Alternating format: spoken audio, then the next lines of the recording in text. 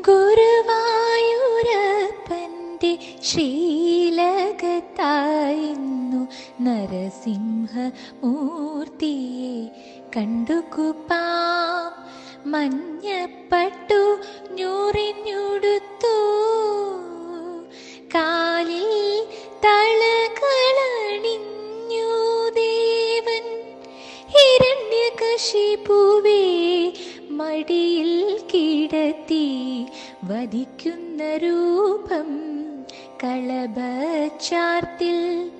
തൃക്കൈകളിലായി ശംഖും ചക്രവും, കാതിൽ സുമങ്ങൾ പൊൻതിലകം.